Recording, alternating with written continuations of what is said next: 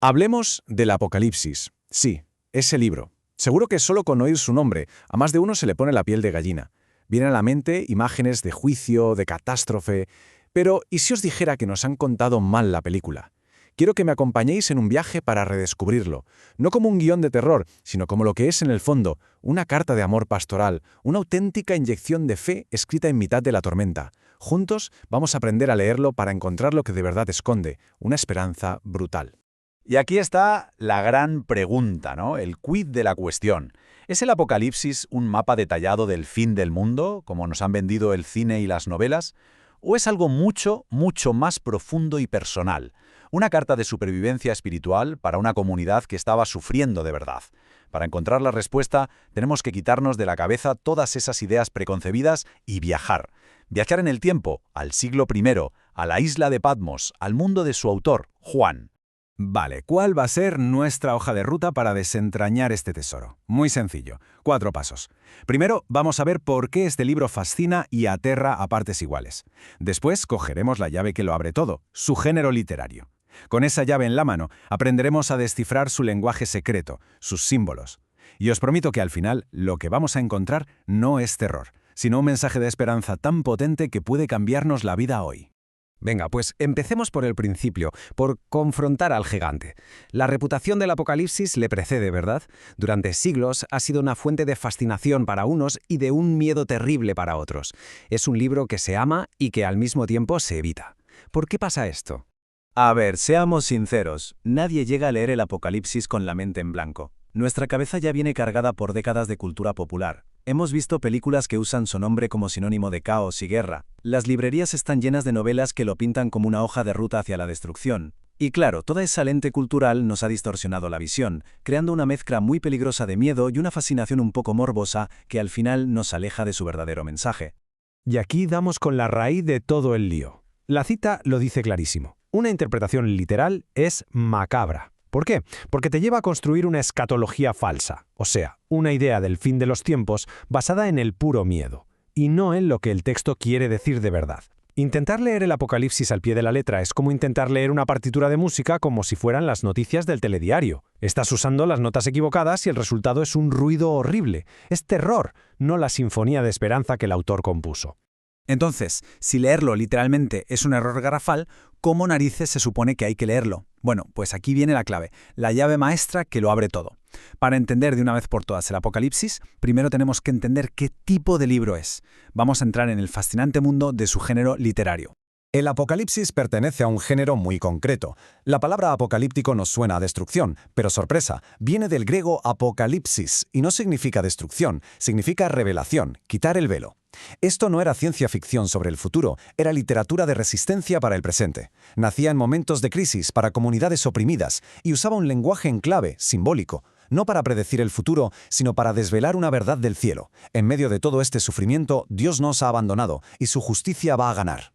O sea que el propósito de este género es, por encima de todo, pastoral. No buscaba satisfacer la curiosidad de nadie sobre un futuro lejano, buscaba vendar las heridas del presente. Era literalmente un abrazo en forma de texto para los cristianos del siglo I que se enfrentaban a la persecución del Imperio Romano. Su objetivo era consolar, dar esperanza y blindar la fe con una promesa inquebrantable. El trono del César no tiene la última palabra, el trono de Dios y del Cordero es el que permanece para siempre.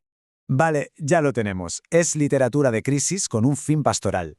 Ahora viene lo bueno, lo emocionante. Vamos a aprender a descifrar su código. Que por cierto no era un código secreto para sus destinatarios originales, ¿eh? Para ellos era un lenguaje común, que entendían perfectamente. Empezamos a descifrar este lenguaje con uno de sus pilares, los números. Y aquí, la regla de oro, y quiero que esto se os grabe a fuego, es esta. En el Apocalipsis, los números rara vez cuentan, casi siempre significan. No son matemáticas, son teología. Cada cifra es un símbolo cargado de significado que sus primeros lectores, que se sabían las escrituras hebreas de memoria, pillaban al instante. Fijaos en algunos ejemplos clave. El 7 es el número de la perfección, el sello de Dios. Por eso hay 7 iglesias, 7 sellos, 7 trompetas. Es plenitud. El 6, al ser 7 menos 1, pues representa lo humano, lo incompleto, lo que no llega. El 12 es el número del pueblo de Dios, las 12 tribus de Israel, los 12 apóstoles. Y el 4, por los puntos cardinales, simboliza el mundo, toda la creación. Así, cuando Juan habla de 144.000 sellados, no está dando una cifra literal. Está multiplicando 12 por 12 por 1000. Es el pueblo de Dios al cuadrado en su totalidad. No es un número de exclusión, es de inclusión total. Venga, pasamos a otro elemento del código, los colores. Juan, el autor, no es un periodista describiendo una escena, ¿eh? Es un artista. Está pintando un cuadro teológico y cada pincelada de color tiene una intención, comunica una idea. En la paleta de Juan, los colores hablan, gritan un mensaje. El blanco no es solo blanco, es la pureza de Cristo, es la victoria de los mártires. El rojo, como el del famoso caballo, pues es el color de la violencia, de la guerra, de la sangre derramada. Y el negro evoca la muerte, el hambre, la maldad. Juan usa estos colores como un pintor, creando un tapiz visual que nos muestra la verdadera naturaleza de la batalla espiritual que está describiendo. Y ahora entramos en la jungla, en el famoso y a veces temido bestiario del Apocalipsis. La clave aquí es pensar como en las viñetas políticas de los periódicos. Igual que hoy un oso puede simbolizar a Rusia o un águila a Estados Unidos, para Juan, los animales, sobre todo esas bestias monstruosas, eran caricaturas de poderes políticos y espirituales. Representaban a los imperios que oprimían, a los césares que se creían dioses, a todo lo que se oponía a Dios. Y en el centro de todo este drama animal encontramos un cara a cara fundamental. Por un lado, el Cordero, que representa a Cristo. Pero su poder no está en la fuerza bruta, sino en el sacrificio y en la resurrección. Y en la otra esquina del ring, la bestia, que simboliza los poderes de este mundo, como el Imperio Romano, cuya fuerza se basa en la violencia y en la tiranía. El libro entero es la crónica de este combate y la revelación de quién gana al final. Y ahora que tenemos las claves del código, el género, los números, los colores, las bestias, de repente todo empieza a encajar. El velo se rasga. Y lo que aparece detrás de todos esos símbolos que antes nos daban miedo no es un monstruo, es el rostro de la esperanza. Por fin podemos escuchar el verdadero latido del corazón del Apocalipsis. Esta frase de verdad lo resume a la perfección. El Apocalipsis no es un libro sobre cómo acabará el mundo, sino sobre quién sostiene el mundo. Su mensaje permanente no es la destrucción, son la vida y la esperanza, así, con mayúsculas. Es la certeza pastoral de que aunque los imperios se levanten y caigan, y la noche parezca eterna, el amanecer de la justicia de Dios es imparable. Que nos quede esto clarísimo, por favor. El Apocalipsis no se escribió para asustarnos a nosotros en el siglo XXI. Se escribió para dar ánimo a nuestros hermanos y hermanas del siglo I. Era una inyección de fe directa a la vena de una comunidad que lo estaba pasando fatal. Es un manual de resistencia espiritual que les enseñaba, y nos enseña, a ver la realidad no desde el despacho del César en Roma, sino desde la sala del trono del cielo.